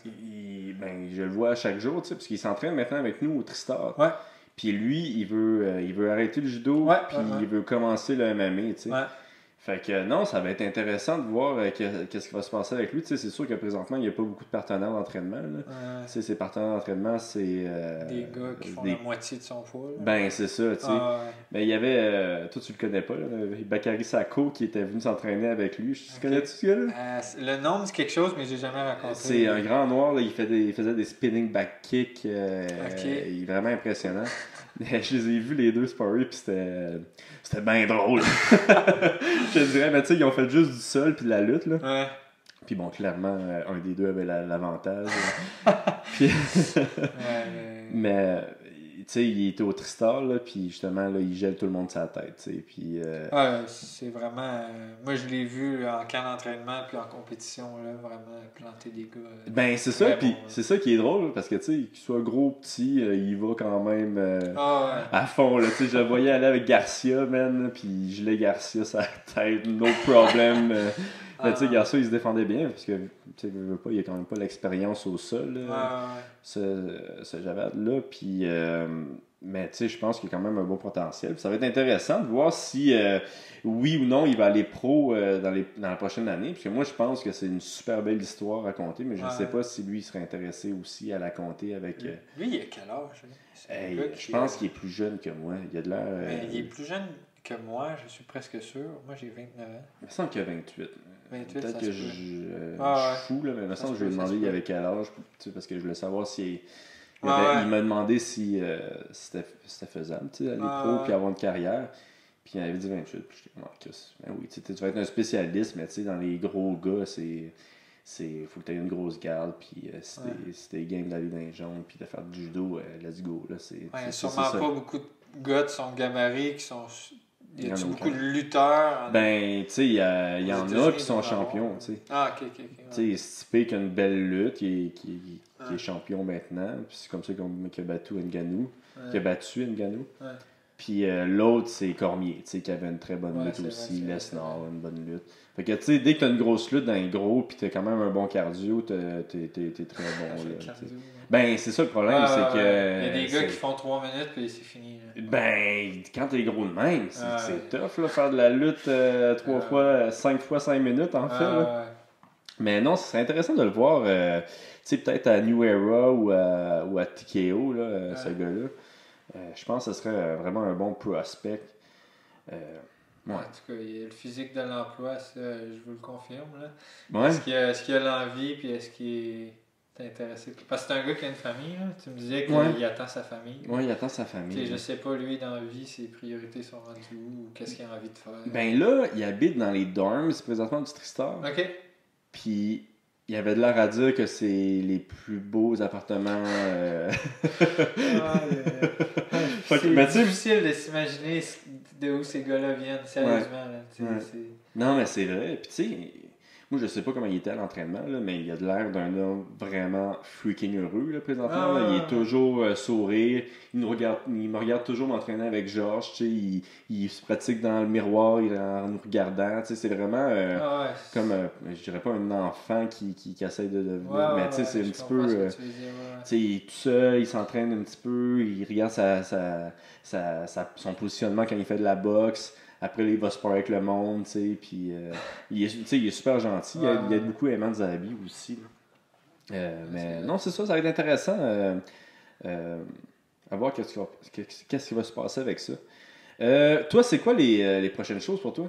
Dans le fond, là, on reprend l'entraînement tranquillement cette semaine. Les prochaines compétitions, c'est mi-octobre à Abu Dhabi. Quoi que tu connais un petit peu, je pense.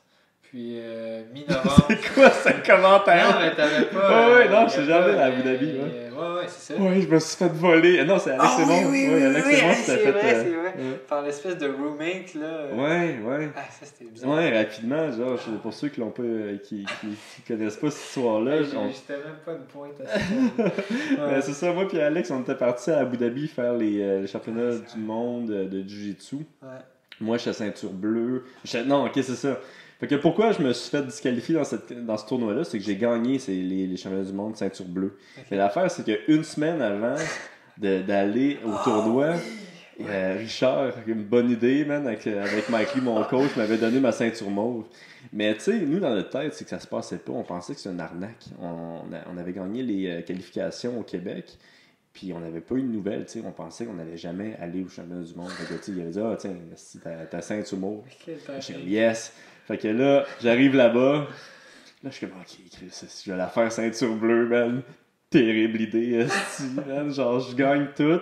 Penses-tu que t'avais le niveau pour gagner ceinture mauve? Non, ceinture mauve, je m'aurais décollé. Tu penses? Ouais. À cette époque-là, tu penses? Ouais, à cette époque-là, je pense qu'il m'aurait battu les gars de ceinture mauve. Tu sais, il y avait même ceinture bleue avec Guy. Je pense que j'aurais pu gagner ma catégorie, mais la catégorie Openweight, il y avait il y avait Alex Aymon, là, puis deux, il y avait le Miao Brother qui a battu Alex Aymon. Là, il y avait vraiment du bon niveau. Je trouve que dans ce temps-là, il y avait un meilleur niveau que maintenant dans les ceintures bleues. Maintenant, il passe quand même un petit peu plus vite de ceinture. On va se le dire, là, c'est du 5 banging, qu'est-ce qu'on faisait. Là. Le gars qui est ceinture noire en judo, qui va là, ceinture bleue, qui décalisse tout le monde.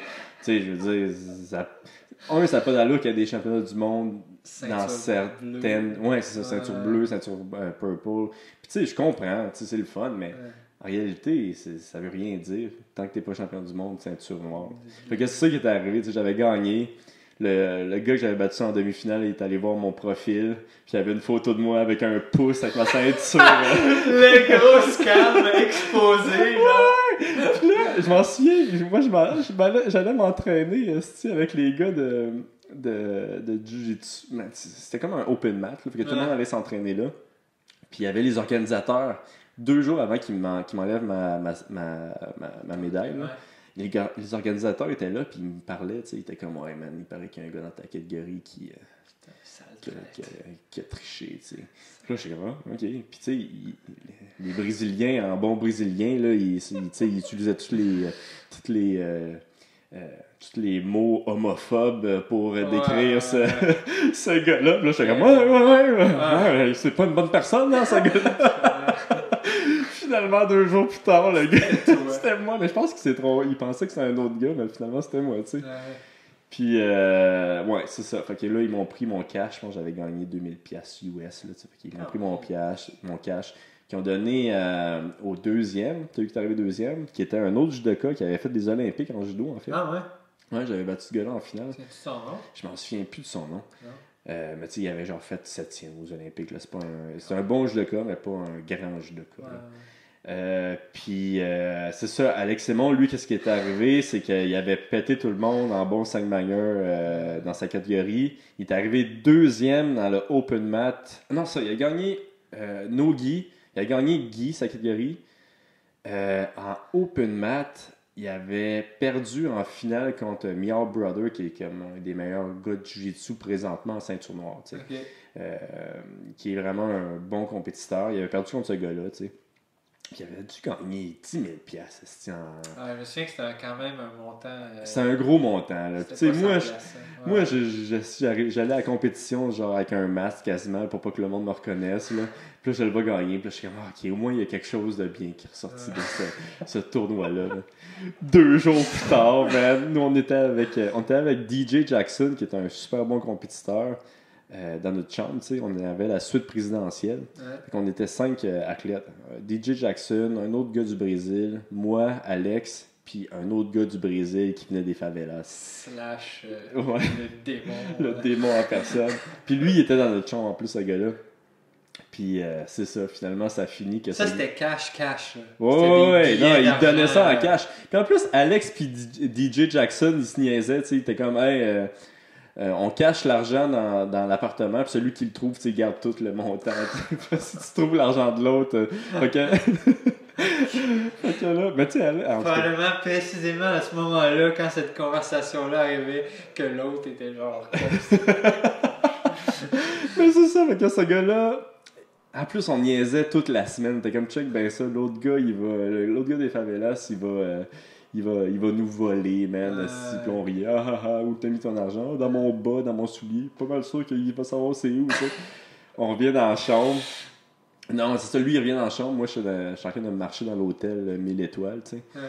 Puis je le vois sortir, genre, en courant, puis en criant, genre, de sa chambre. Ouais, j'ai jamais vu Alex de même. Le gars, tu sais... Le gars, il devait être allé porter l'argent quelque part, là.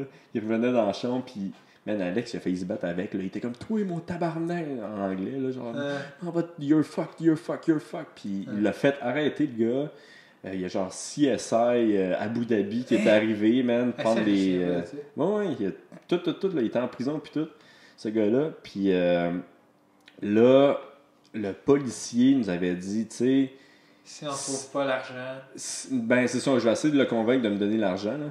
Parce que, soit dit en passant, il y avait... Nous, on est arrivé là avec ce gars-là arrêté, tu sais, puis il était comme, ah, Chris, un criminel, je pensais même pas que ça existait ici, tu sais. Okay. Fait que c'est la première fois quasiment qu'il voyait ça. C'est à ça, ça ressemble, ok. Fait que là, il était comme, tu sais, on va essayer de le convaincre de donner l'argent, mais tu sais, c'est pas faisable.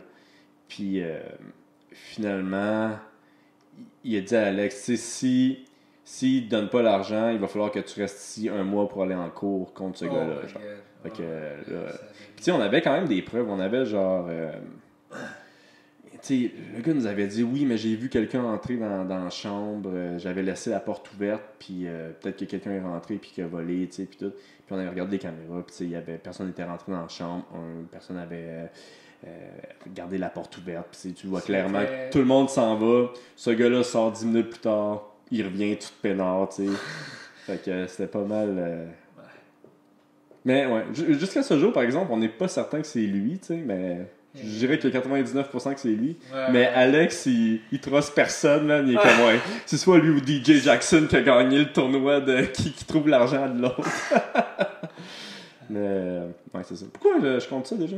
Abu Dhabi, ma prochaine compétition. Ah ouais, c'est ça. Mi-octobre. Ben moins intéressant, ça. Après ça, on part en Asie, presque, en fait, 4 semaines, novembre, décembre. Ouais. OK. Ouais, toujours une grosse tournée en Asie là, à la fin de l'année. Il y a le tournoi du Japon puis le Masters après, en Chine. Tu comptes-tu faire beaucoup de compétitions avant les prochains Jeux olympiques? J'aimerais beaucoup m'assurer de ma place dans le top 8. Je suis quand même en bonne position en ce moment, mais je dois quand même accumuler encore quelques bons résultats. Les compétitions que je viens de te mentionner, là, les 3, là, Abu Dhabi, Japon puis Chine, c'est 2 grands chelems puis un Masters. Ça, c'est des compétitions qui donnent beaucoup de points. Si je fais bien à ces 3 compétitions-là, après ça, je peux vraiment diminuer le volume de compétition et me concentrer sur l'entraînement. OK, fait que ça serait ça ton plan. Ça serait le plan A, le plan idéal, c'est je vais chercher pas mal de points à ces 3 compétitions-là, puis après ça... espionner Étienne. Pas Étienne particulièrement, mais plus... Moi, j'essayais juste de mettre de la bisbille dans votre amitié de merde, là. Non, c'est ça. Ça va me permettre de pouvoir plus m'entraîner, mieux préparer. Puis, c'est quoi l'autre question que je voulais te poser? Je pense que c'est pas mal ça, en fait. J'ai du monde qui voulait te poser des questions, par exemple. Moi, ça, voilà.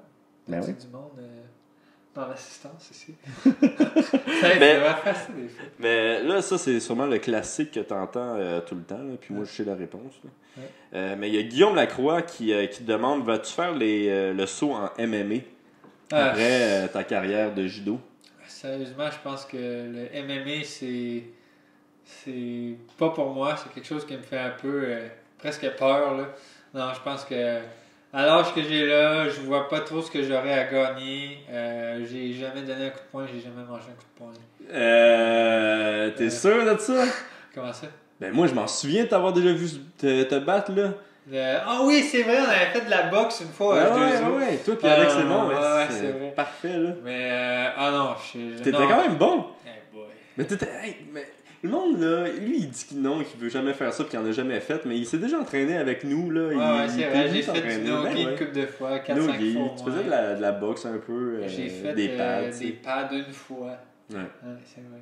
Mais non, je pense que c'est pas pour moi, c'est pas quelque chose qui m'intéresse particulièrement. C'est pas quelque chose. Je pense que j'ai pas les qualités pour performer dans ce sport-là. Ben, t'es grand, c'est ça. Ben, je pense que j'ai. La mode de ce temps-ci, là. Ouais, si t'es les grands minces. Ouais. Non, je pense que j'ai. De un, j'ai fait. Ça fait 25 ans que je fais du judo avec un gi. Je pense que d'enlever le gi, là, je perdrais tellement de repères que ça serait de recommencer à zéro. Puis je pense que je suis pas prêt à faire ça. Ouais, puis tu sais, ça donne des mauvaises habitudes aussi. Ah ouais, là, tu regardes Ishii qui était champion olympique. Ça, c'est un autre bon point. J'ai encore pas vu de judoka. Puis là, il y en a sûrement qui vont me dire que genre Ronda Rousey était incroyable. Là. Mais comme, j'ai pas encore vu de judoka qui ont transféré au MMA vraiment là, bien faire ça. Parfaitement. Ouais, ça a bien été. Ils ont gagné beaucoup de combats. Ils ont été. Tu sais, c'est arrivé. Il y avait Yoshida au Japon qui a pas été. Ouais, mais tu sais, en même temps, c'était pas le grand niveau. Je trouve que c'était des freak shows à chaque fois. Ouais, il y a. Comment il s'appelait, l'américain? Un américain? Parisienne. Ah oui. Que lui, il avait fait un. Tu sais, il avait bien fait ça. Je pense qu'il avait des belles techniques de judo, mais le problème, c'est que dès qu'il affrontait un certain niveau, ça fonctionnait plus. Tu sais. Ouais, puis présentement, avec le niveau qu'on a présentement dans l'UFC, ça serait impossible. Là. Mais, tu sais, en même temps, le sambo puis le judo, ça se ressemble vraiment beaucoup. Ouais, puis les gars de sambo, performent bien. Présentement, ils performent en débile mental. Mais les gars de sambo, c'est des gars qui ont des gros backgrounds de lutte aussi. Ouais. Tu sais, moi, là, j'ai fait de la lutte à quelques reprises. Là, j'ai le réflexe, aussitôt que je pars pour tomber, de me lancer à plat ventre. Ouais. Parce que c'est pas un point. C'est probablement le pire réflexe à avoir au MMA. Ouais, et moi, ça fait 25 ans que j'entretiens ce réflexe-là.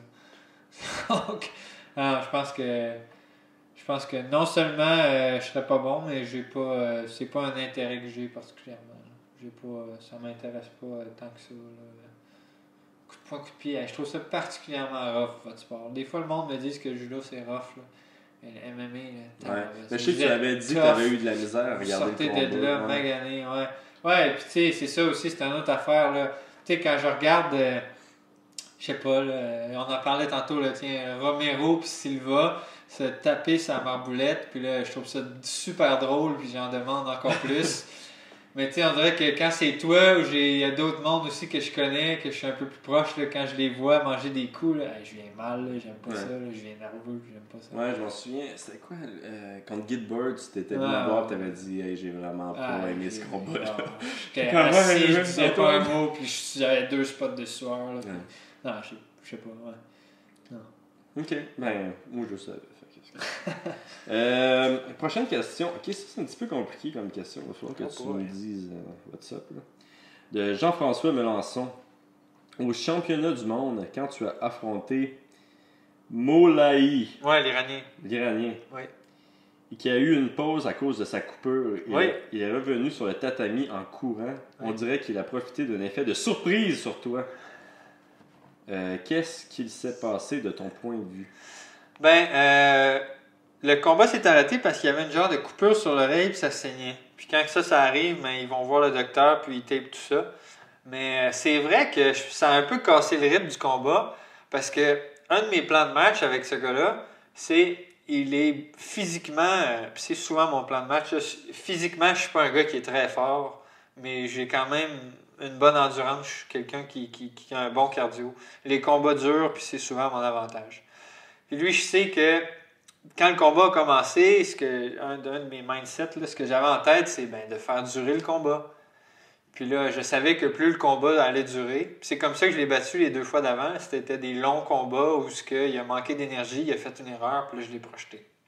Fait que je pense qu'il n'est pas complètement débile, lui non plus. Il a dû se dire, je vais commencer fort, je veux pas que le combat dure trop. Fait que là, on commence le combat, il commence fort, puis là, je gère quand même bien.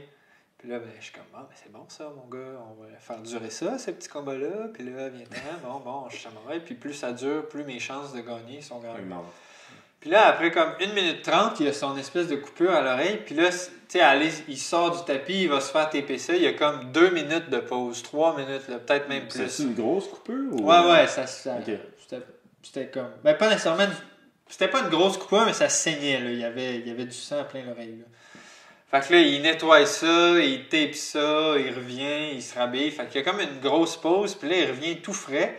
Puis là, je pense, dans ma tête, de un, j'ai dit comme, ah merde, tu sais, comme, maudite pause qui arrive dans un temps de boîte, là. Moi, mon but, c'est qu'il soit avec le plus crevé. Puis là, s'il y a une pause de 2 minutes, à toutes les minutes de combat, il se fatiguera jamais. Puis bon, c'est peut-être, j'ai pas été en mesure de rester concentré assez. Puis là, quand il est revenu vraiment frais. Puis là, moi, j'étais comme, ouais, là, comment il va revenir? Il va-tu recommencer fort? Puis bon, là, il a lancé une séquence d'attaque. Puis je pense que j'avais pas la tête à la bonne place. Puis ben, je suis parti. Puis ouais, c'est ça. C'est une bonne question, finalement. Ouais. Au travail. Le blanc Bobby. Le blanc Bobby. Il te demande Bobby Leblanc. en judo. Je vais essayer de rendre la question un petit peu plus claire. Là. Mais en termes de judo, à quoi ressemble le sparring? Est-il orienté uniquement vers la compétition ou le hard sparring? Où tu fais plus des sparring genre light pour pratiquer des techniques? Ben, dans le fond, je peux peut-être répondre. Notre semaine d'entraînement typique, là, c'est 3 matins semaine, lundi, mercredi, vendredi. On est en préparation physique. On fait du gym. Les mardis, jeudi matin, c'est des sparring là, très techniques, très légers. Aucune résistance pratiquement. Donc c'est vraiment orienté vers le travail technique, qu'est-ce que tu as besoin de travailler. Puis c'est loin d'être physiquement très exigeant. Là, c'est vraiment du travail technique. Lundi, mardi, jeudi, vendredi soir, c'est les sparring plus intenses. On fait nos randories, là, on fait vraiment des combats, là, ce qui est le plus représentatif d'un combat de compétition. On en fait habituellement, je dirais, entre 6 et 8 par soirée. Est-ce que vous faites des 4 minutes ou vous faites des 6 minutes? Ça dépend des soirs, souvent. Ça dépend des soirs, puis ça dépend des périodes. Des fois, on va jusqu'à 6 minutes. On fait des combats de 6 minutes. Puis les plus courts, je dirais, c'est 4 minutes. Ouais. Puis toi, que ton style, tu sais, c'est vraiment... Tu essaies de faire fatiguer le monde. Ouais. Avec les shido, avec les techniques, ouais. Que tu vas souvent faire du overtime. Y a-t-il une façon que tu s'entraînes pour ça ou juste habituellement du travail en intervalle là, à haute intensité. Donc si je fais un gros combat de 5 minutes, on va dire, je prends une bonne pause, mais il faut que je m'assure que chacun de ces combats-là, l'intensité est là, que je vais vraiment pousser mon intensité. Pour moi, c'est la manière là. Parce que dans le fond, en travaillant en intervalle, tu finis par passer plus de temps à une intensité que tu n'es pas capable de maintenir habituellement. Fait que si, tantôt on parlait de sprint, là, la vitesse à laquelle tu fais tes sprints, mais si tu te mets à dire je vais aller courir 30 minutes, tu cours pas à cette vitesse-là, là, on s'entend. Tu cours bien trop vite. Fait en y allant super fort, en prenant une pause, tu es capable de retourner super fort pour passer plus de temps à une grosse intensité. Puis moi, c'est comme ça que j'ai travaillé dans les dernières années dans ma carrière, puis ça m'a bien servi. Ouais, ben je m'en souviens quand je compétitionnais en même temps que toi, c'était ta force, le monde. Mais en fait, toi puis Joël Benoît, qui était un de tes partenaires, vous aviez un style très similaire. Là, on était des gars bien préparés physiquement. Sa sœur aussi, Maude, c'était une super athlète, toujours bien préparée. Ouais. Mais puis c'est ça. Puis les mercredis soirs, c'est plus un entraînement de genre de drills, là, puis on drill des affaires au sol ou debout. Là. OK. Puis moi, c'est une question personnelle que j'ai oublié de te poser tantôt. Là, tu disais que tu as fait 7 combats, je pense, à ton dernier. C'est comment tu gères ton énergie, justement? Est-ce que tu vas manger entre chaque combat? Est-ce que tu vas dormir? Parce que 7 combats, c'est quoi? Mon premier combat, mon premier combat était genre aux alentours de 11h le matin. Puis mon dernier était comme à 9h le soir. Fait que ça fait quand même des longues journées. Mais moi, avant chaque combat, j'ai ma petite routine. Là. J'essaie de manger un petit quelque chose 15-20 minutes avant mon combat. La première affaire que je fais en sortant, c'est genre gobe des glucides. Là.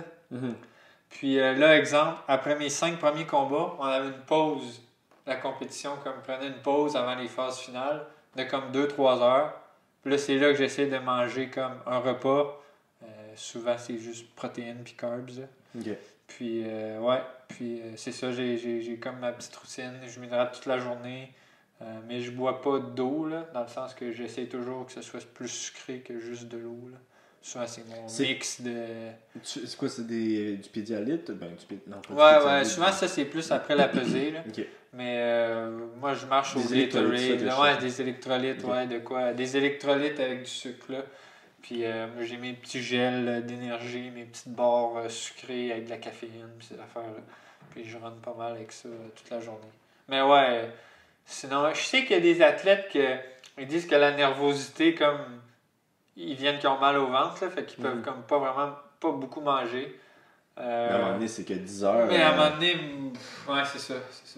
Donc, j'aime mieux comme manger des... Tu sais, ça, c'est toutes des affaires que je connais, que j'ai déjà essayé avant pour justement, mais ça passe bien. Puis, ouais. Moi, genre, si je me calme un Red Bull, comme on parlait tout tantôt, avant mon combat, je vais roter non, ça, c'est pas pour moi. Prochaine question.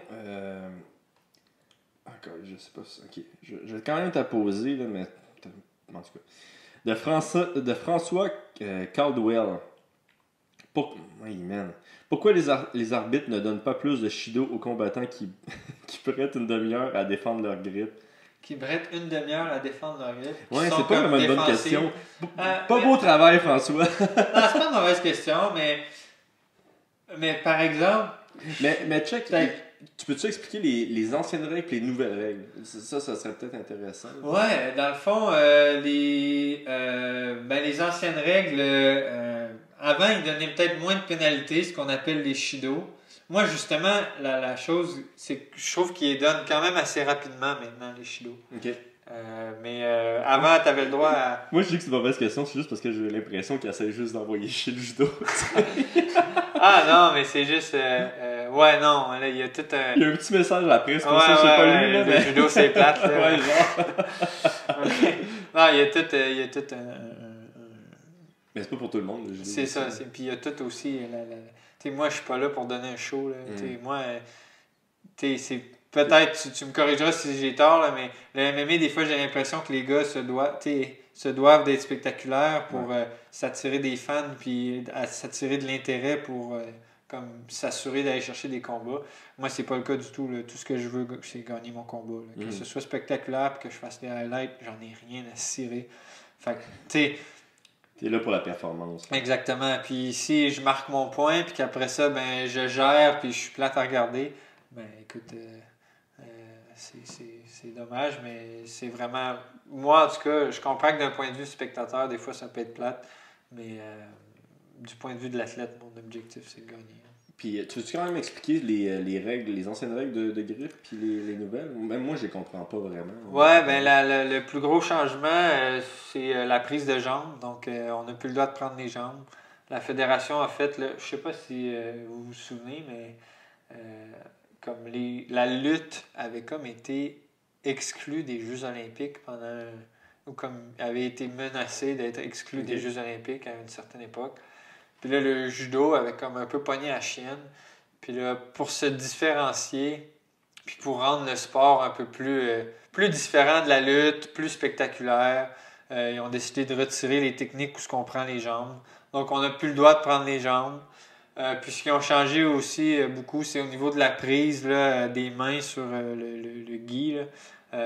Donc tu peux plus briser autant qu'avant, tu peux plus juste enlever les mains ça, tu peux à plus deux vraiment mains. dégripper, là. Tu peux, mais c'est là que la règle est un petit peu floue, puis les sports jugés... Tu sais, les sports jugés, c'est tout le temps ça, là, c'est une interprétation, puis ça fait jamais l'unanimité, là, mais là, ce qu'ils veulent pas... Ce que la règle dit, c'est tu peux briser les mains en autant que ce soit pas fait dans un état d'esprit défensif. Faut que tu sois offensif dans ce que tu fais. Faut que tu génères un judo positif, je veux dire. Puis si ben là, tu fais juste te sauver puis vraiment t'enlèves les mains, là, tu vas te pénaliser.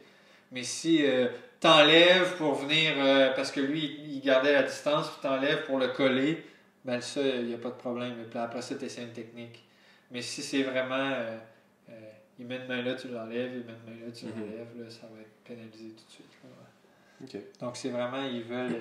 Leur expression, c'est qu'il faut que ce soit fait. Faut que ce soit positif. Comme, faut pas que tu sois négatif et défensif constamment. Puis toi, ça t'a-tu nuit ces nouvelles règles-là? Parce que je m'en souviens que ton style était beaucoup sur le gripping, tu sais. Ben, c'est sûr qu'il y a un peu d'ajustement. Je pense que je me suis bien ajusté. À certains niveaux, ça m'a nuit, à certains niveaux, ça m'a aidé. Mais de manière générale, je pense que les athlètes s'adaptent un peu à tout ça.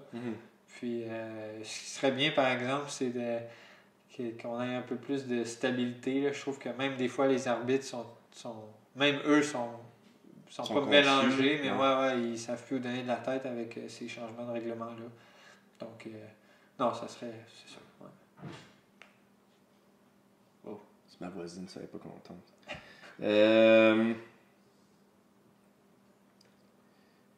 Pourquoi Antoine? Avez-vous des exemples de techniques de judo qui ont été vraiment bien exécutées dans le UFC? Ben ça, on en a parlé un petit peu tantôt, le carreau parisien. Merci Jean-François Melançon de la question. Puis je pense que c'est tout.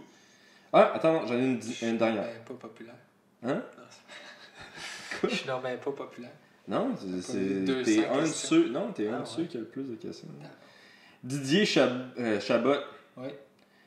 Comment vous préparez-vous à combattre le décalage horaire lors d'événements à l'étranger? Ah, ça, c'est une bonne question, puis on travaille là-dessus pour vrai. Là. Un de mes trucs, moi, c'est la drogue, beaucoup de drogue. Non. La coke. Non. Sans blague, là, des fois, la mélatonine, ça peut aider. Il y a des personnes que ça aide plus que d'autres. Moi, ça m'aide un peu, mais j'en prends pas beaucoup. Moi, mon gros truc, quand j'arrive là-bas, les premiers jours, j'essaie de prendre le plus de lumière. Tu ça, de mélatonine? La mélatonine? Ouais. Toi, t'en sécrètes, moi, j'en sécrète. C'est dans le noir. Je voulais juste être sûr que quand je sors ça, t'es non. Dans le noir, quand il fait noir, ton corps sécrète de la mélatonine. Okay. En absence de lumière, c'est juste ça. Donc, puis moi, justement, encore pour parler de la lumière, une affaire que j'essaie de faire les 2-3 premiers jours, c'est de prendre le plus de lumière externe possible. Fait que de pas genre fermer les rideaux puis m'enfermer dans ma chambre. Okay. Essayer de sortir puis de prendre mes repas puis de tout de suite prendre la routine de ma journée de compétition le plus rapidement possible. Puis... Ah, Caroline, ok, il y a vraiment une science en arrière de ça. Là. Ouais, je pense qu'il y en a, c'est encore plus poussé que ça. Il y en a qui voyagent genre avec des lunettes pour bloquer la lumière à certaines heures puis la laisser rentrer à d'autres. Moi, je suis un peu moins intense que ça. Mais le truc, dans le fond, c'est même si tu es capable, un peu avant de partir, tu peux déjà, comme, si on part, je sais pas, en Europe, puis que j'ai un vol de soir, souvent ce matin-là, j'essaye de me lever vraiment tôt pour comme tomber endormi dans l'avion puis faire ma nuit aux heures de l'Europe dans l'avion. Puis, donc, c'est tous des petits trucs comme ça. C'est d'essayer d'avoir ton horaire de journée de compétition. Si tu te lèves à 7, tu déjeunes à 8, c'est d'essayer de t'imprégner de cet horaire-là le plus rapidement possible. Puis ça te prend combien de semaines avant que tu commences à faire ça? Souvent, c'est pas en semaine, là. C'est comme 1 ou 2 journées avant. OK. Mais par exemple, au Japon, quand tu t'es battu au Japon, 2 jours. On est arrivé... tu veux dire à combien de temps avant qu'on arrive? Là? Mm-hmm. Au Japon, on est arrivé 7 ou 8 jours en avance. Là, donc, mais c'est quand même 13 heures de décalage. Mais non, je sentais qu'après 7 ou 8 jours, il n'y avait plus beaucoup de traces. Là. Ouais. Okay, cool. Souvent, c'est comme les 2-3 premiers jours sont raides, là, mais après ça, ça se place. Ouais, non, j'ai pas eu...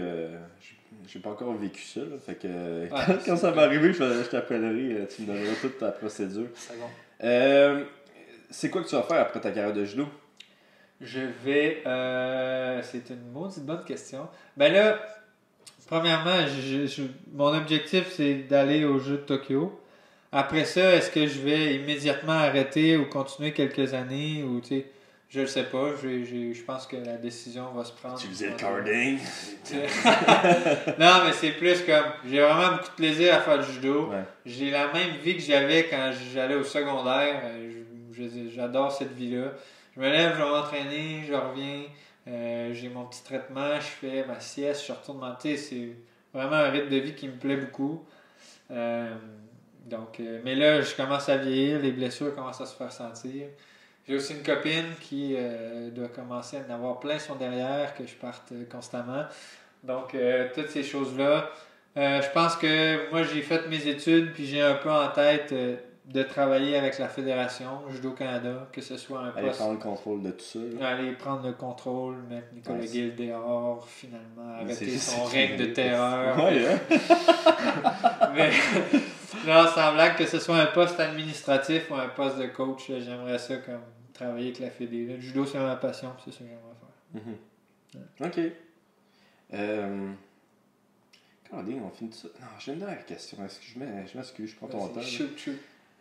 Travis Steven, Oui, ton ennemi juré, mon ton Némésis. arch Nemesis. Ouais.